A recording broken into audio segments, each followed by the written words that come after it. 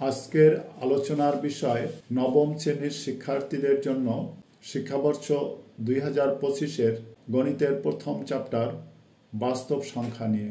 বাস্তব সংখ্যার শ্রেণীবিন্যাস। বাস্তব সংখ্যা বা রিয়াল নাম্বার।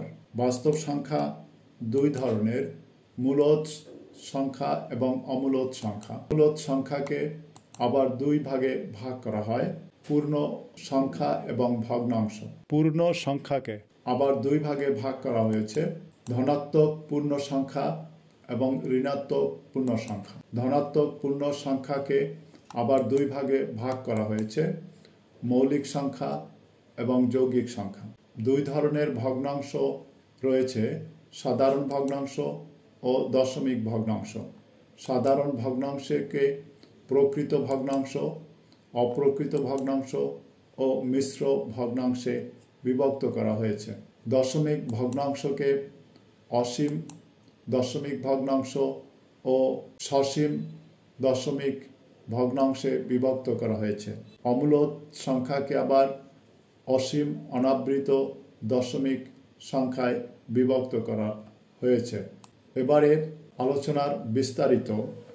বাস্তব সংখ্যা বা রিয়াল নাম্বারস। সকল মূলদ সংখ্যা এবং অমূলদ সংখ্যাকে বাস্তব সংখ্যা বলা হয়, অথবা বাস্তবে যেসব সংখ্যার অস্তিত্ব আছে তাকে বাস্তব সংখ্যা বলে। বাস্তব সংখ্যার সেটকে আর দ্বারা প্রকাশ করা হয়েছে। নিম্নে বাস্তব সংখ্যার উদাহরণ দেওয়া হলো। এবারে স্বাভাবিক সংখ্যা বা ন্যাচারাল নাম্বার। ধনাত্মক পূর্ণ সংখ্যাকে স্বাভাবিক সংখ্যা বলা হয়, যেমন সেট 1, 2, 3, 4, 5... স্বাভাবিক সংখ্যার সেটকে n দ্বারা প্রকাশ করা হয়, যেমন n সমান সেট 1, 2, 3, 4, 5... ইত্যাদি। স্বাভাবিক সংখ্যার সেটের ক্ষুদ্রতম সদস্য হল অন, এবং এই সেটের কোনো বৃহত্তম সদস্য নেই। এবারে মূলদ সংখ্যা। p/q আকারে কোনো সংখ্যাকে মূলদ সংখ্যা বলা হয় যখন p ও q পূর্ণ সংখ্যা এবং q নট সমান 0।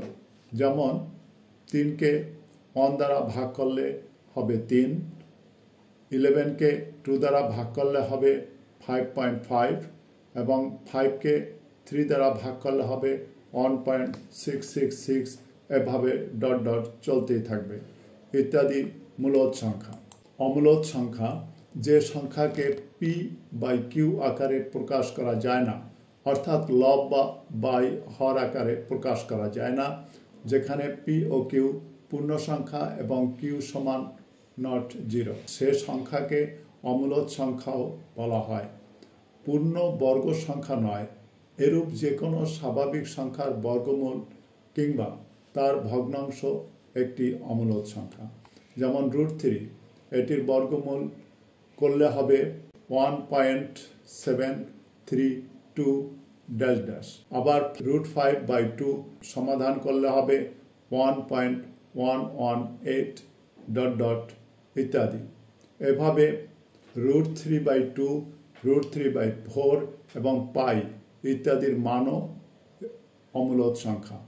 আবার দশমিকের পরের ঘরগুলো যদি ভিন্ন ভিন্ন আকারে অসীম হয় তবে সংখ্যাটি অমূলদ, যেমন 5.3576 ইত্যাদি। এরপরে পূর্ণ সংখ্যা। শূন্য সহ সকল ধনাত্মক ও ঋণাত্মক অখণ্ড সংখ্যাসমূহকে পূর্ণ সংখ্যা বলা হয়, অর্থাৎ -3, -2, -1, 0, 1, 2, 3... ইত্যাদি সব সংখ্যা পূর্ণ সংখ্যা। এরপরে ধনাত্মক সংখ্যা।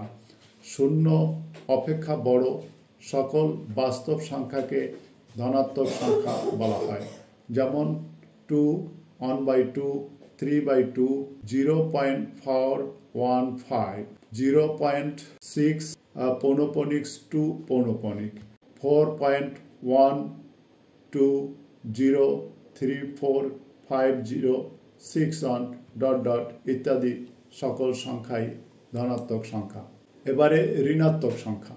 শূন্য অপেক্ষা ছোট সকল বাস্তব সংখ্যাকে ঋণাত্মক সংখ্যা বলা হয়। যেমন -2, -1/2, -3/2, -0.415, -0.6 পৌনঃপৌনিক, 2 পৌনঃপৌনিক, -4.120345061 ইত্যাদি। এবারে ধনাত্মক সংখ্যাকে মৌলিক সংখ্যা এবং যৌগিক সংখ্যায় বিভক্ত করা হয়েছে। মৌলিক সংখ্যা, যে সংখ্যা এক অথবা ওই সংখ্যা ব্যতীত আর কোনো সংখ্যা দ্বারা নিঃশেষে বিভাজ্য হয় না, তাকে মৌলিক সংখ্যা বলে। যেমন 2, 3, 5, 7 ইত্যাদি। অথবা যে সংখ্যার গুণনীয়ক 2টির বেশি থাকে না, সেগুলোকেও মৌলিক সংখ্যা বলা হয়। অপরদিকে যৌগিক সংখ্যা, যে সংখ্যা এক অথবা ওই সংখ্যা ব্যতীত অন্য কোনো সংখ্যা দ্বারা নিঃশেষে বিভাজ্য হয়, তাকে যৌগিক সংখ্যা বলা হয়। যেমন 4, 8, 9 ইত্যাদি। তবে যৌগিক সংখ্যার গুণনীয়ক বা উৎপাদক 3 বা ততোধিক হয়ে থাকে। এবারে ভগ্নাংশ। ভগ্নাংশ হলো এমন এক ধরনের সংখ্যা যা একটি পূর্ণ বস্তুর অংশ বা পার্ট। ভগ্নাংশ দুই ধরনের হয়ে থাকে, সাধারণ ভগ্নাংশ এবং দশমিক ভগ্নাংশ। সাধারণ ভগ্নাংশ কোনো বস্তুকে নির্দিষ্ট ভাগে বিভক্ত করে তাকে হর ও লব দ্বারা প্রকাশ করলে তাকে সাধারণ ভগ্নাংশ বলে।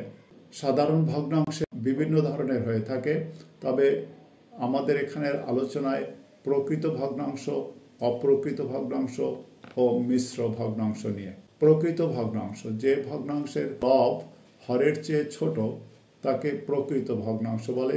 প্রকৃত ভগ্নাংশের মান সবসময় 1-এর চেয়ে ছোট হবে, অতএব লব লেস দ্যান হর। অপ্রকৃত ভগ্নাংশ, যে ভগ্নাংশের লব হরের চেয়ে বড় বা সমান তাকে অপ্রকৃত ভগ্নাংশ বলে, অতএব লব গ্রেটার দ্যান হর। মিশ্র ভগ্নাংশ, যে ভগ্নাংশে পূর্ণ সংখ্যার সঙ্গে প্রকৃত ভগ্নাংশ যুক্ত থাকে তাকে মিশ্র ভগ্নাংশ বলে। সাধারণত মিশ্র ভগ্নাংশের পূর্ণ অংশকে সমস্ত পড়া হয়। এখানে উল্লেখ্য যে অপ্রকৃত ভগ্নাংশ এবং মিশ্র ভগ্নাংশ দুইটি একে অপরের পরিপূরক বা সম্পূরক বা কমপ্লিমেন্ট। এবারে দশমিক ভগ্নাংশ, যে ভগ্নাংশকে দশমিক চিহ্নের সাহায্যে প্রকাশ করা হয় তাকে দশমিক ভগ্নাংশ বলে। যেমন 4.5 ইত্যাদি। এবারে সসীম দশমিক ভগ্নাংশ। দশমিকের পরে সংখ্যাগুলো যদি নির্দিষ্ট থাকে তাকে সসীম দশমিক ভগ্নাংশ বলে। যেমন 0.12। এখানে দশমিকের পরের সংখ্যা দুইটি, এটি একটি নির্দিষ্ট, এরপরে আর কোনো সংখ্যা নেই, এবং এরপরে 0.023 ইত্যাদি। অসীম আবৃত দশমিক ভগ্নাংশ, যে সকল দশমিক ভগ্নাংশে দশমিক বিন্দুর ডানে একটি অঙ্ক বারবার আসে বা একাধিক অঙ্ক পর্যায়ক্রমে বারবার আসে, এদেরকে অসীম আবৃত দশমিক ভগ্নাংশ বলে। যেমন 3.333 2.454545 ইত্যাদি। এবারে অসীম অনাবৃত দশমিক ভগ্নাংশ, যে সকল দশমিক ভগ্নাংশে দশমিক বিন্দুর ডান দিকের অঙ্ক কখনো শেষ হয় না, অর্থাৎ দশমিক বিন্দুর ডান দিকের অঙ্কগুলো সসীম থাকে। যেমন √2 = 1.4 on 3 ... এভাবে চলতেই থাকে। ধন্যবাদ সবাইকে।